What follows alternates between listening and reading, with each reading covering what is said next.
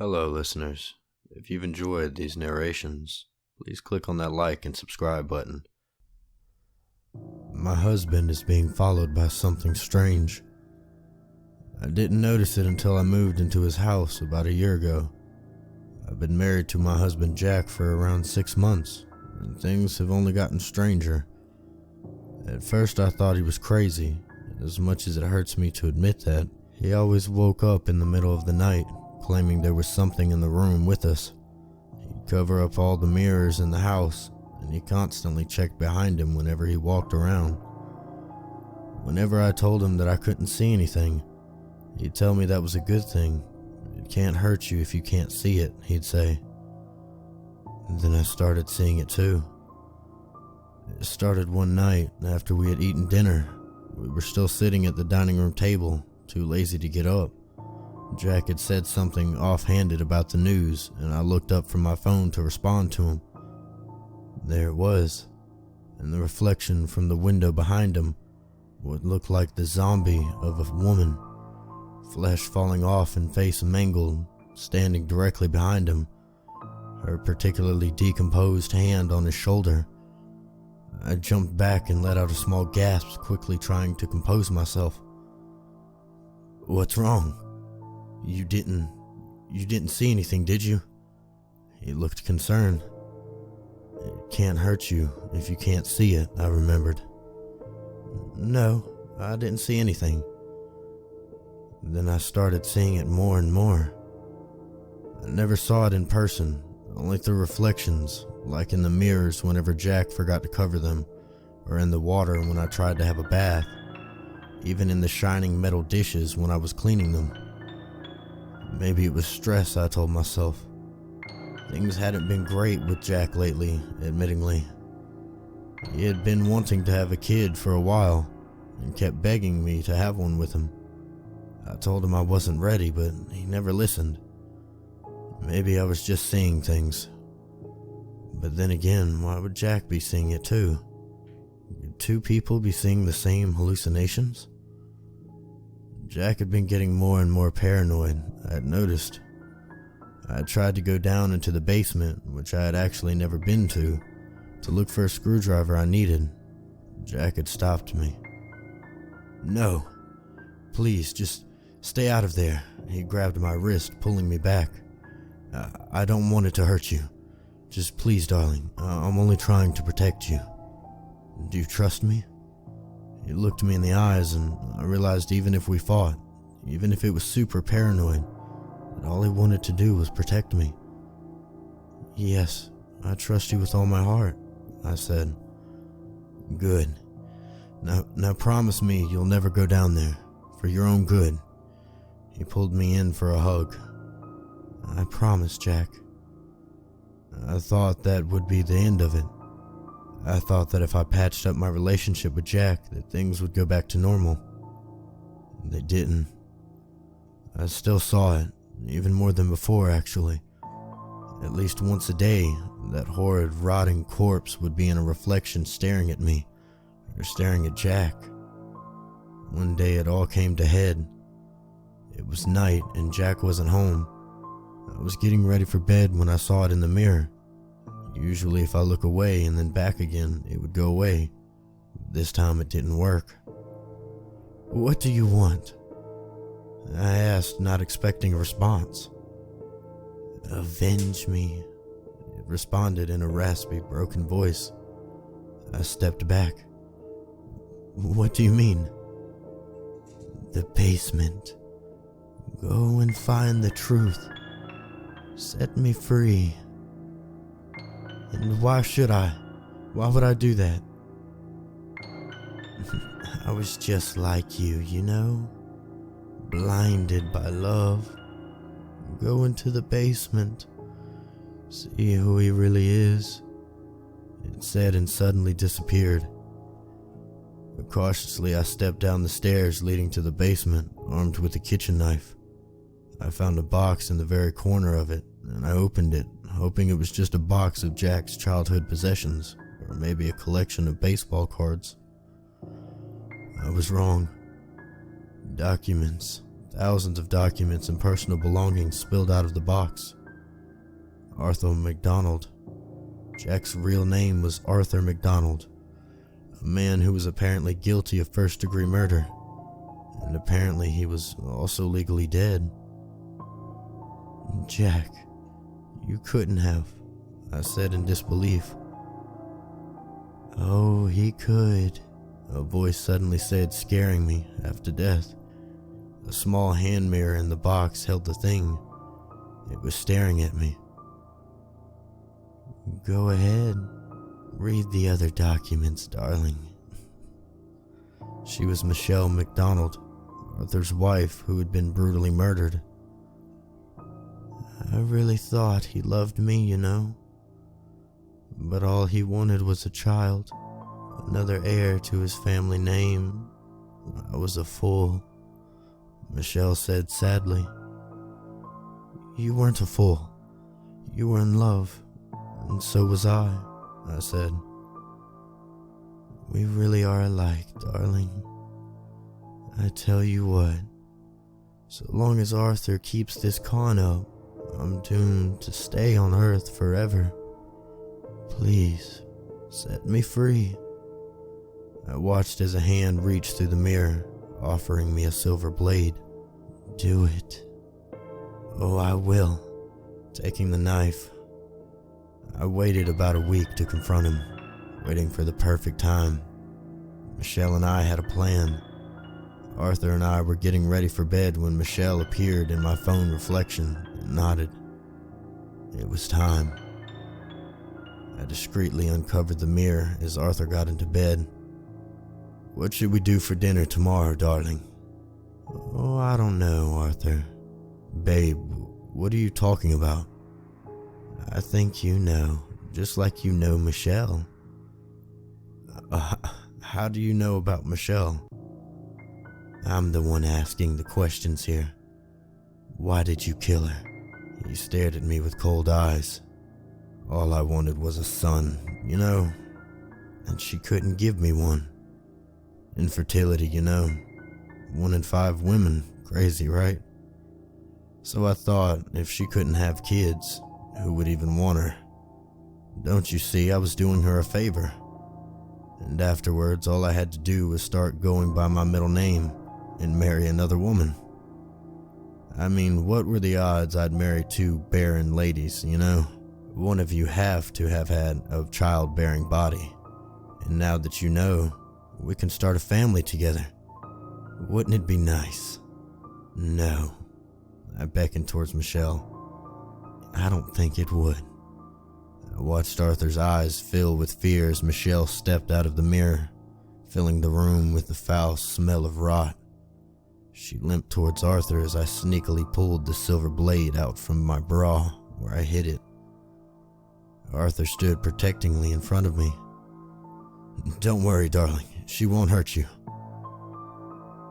"Oh, Arthur, silly," I said without a second thought. I plunged the blade directly into his back. As he crumbled to the ground in pain, I stood beside Michelle triumphantly. "I know she won't hurt me." Thank you for listening to another story from the Sanguinis Compendium. If you enjoyed, give that like and subscribe button a click, and ring that bell to hear more stories daily. My family was always seen as perfect, the American dream. Everyone in town was jealous of Matt, Lauren, and little Reagan. Matt, my father, was a successful businessman who volunteered at the soup kitchen on Saturdays and donated money to the poor. Laura, my mother, was a socialite in town and spent her extra time as a seamstress, making all her husband and daughter's coats from scratch. As for me, Reagan, well, I was a straight-A student and captain of the cheerleader squad at school. We were almost like characters in a movie, but real life is different from movies, and I, for one, knew the truth about our family. Our reputation and personalities were all paper thin, much like the walls in our house. I knew about Dad's affair. I knew about Mom's secret liquor stash.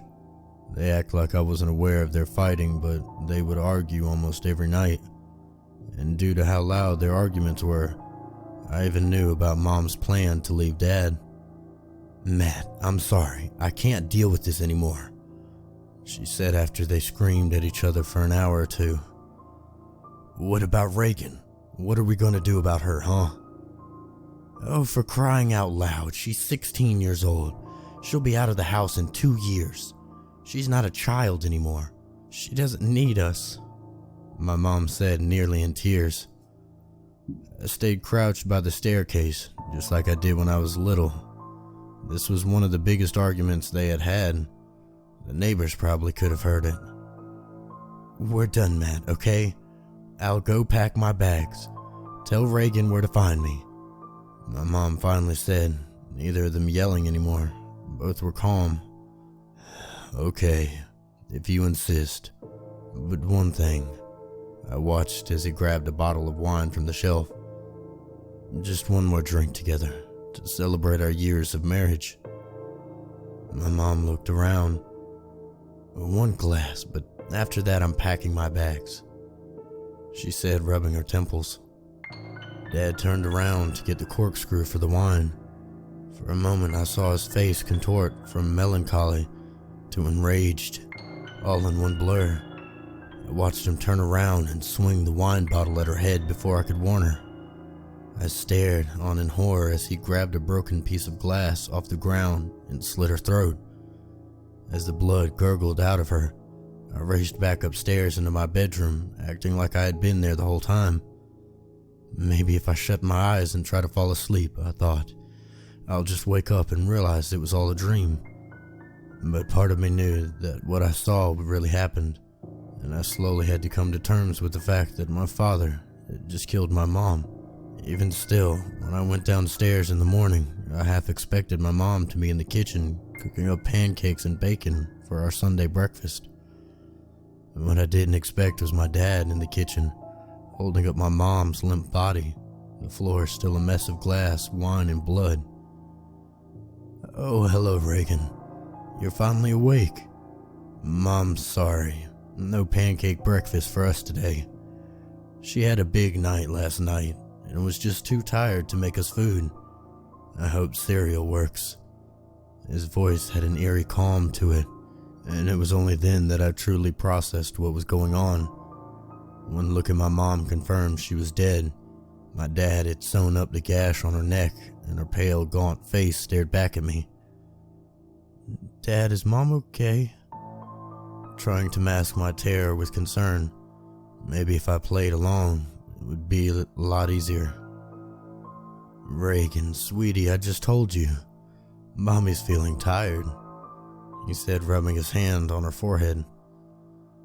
"Mommy, I hadn't called Mommy in about 10 years.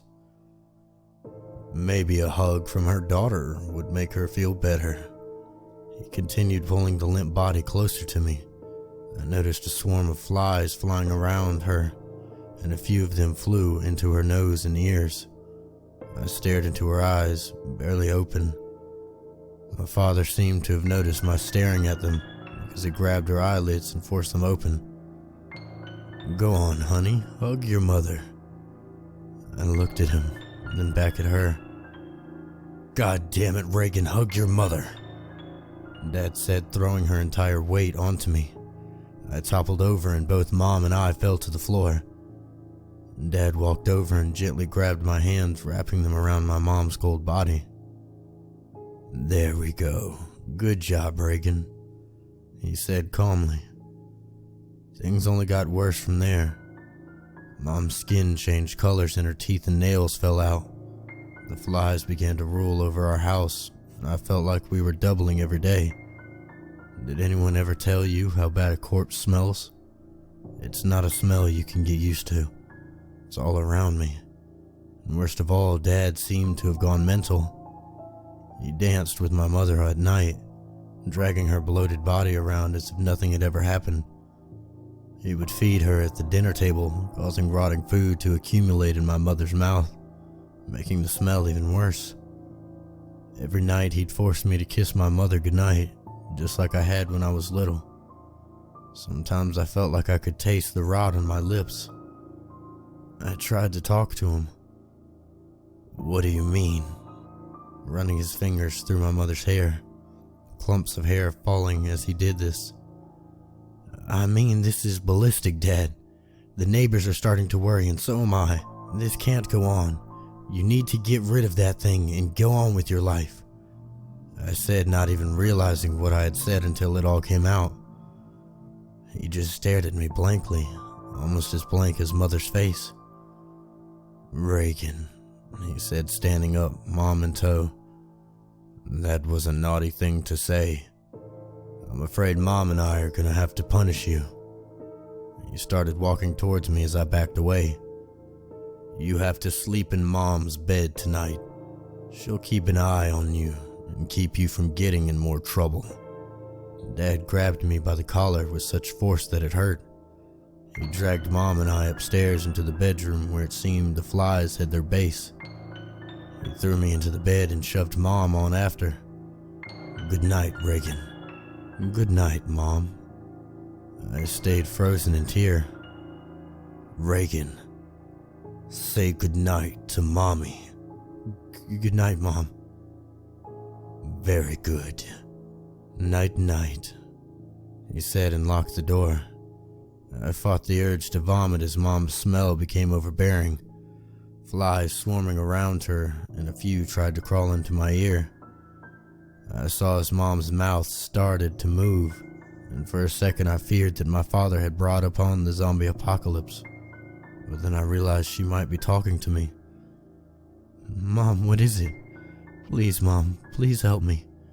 Dad is scaring me," I begged, beginning to cry. But she didn't talk to me. I was stupid to think so. Instead, I watched in horror as maggots came out of her mouth and into my face, crawling around as one got into my mouth. That was it for me. I jumped out of the bed, gagging. Crawling out of the bedroom window, I tried to escape. But Dad had already guessed my plan. He was waiting at the ground below as I hoisted myself down from the second story. "Running away, are you?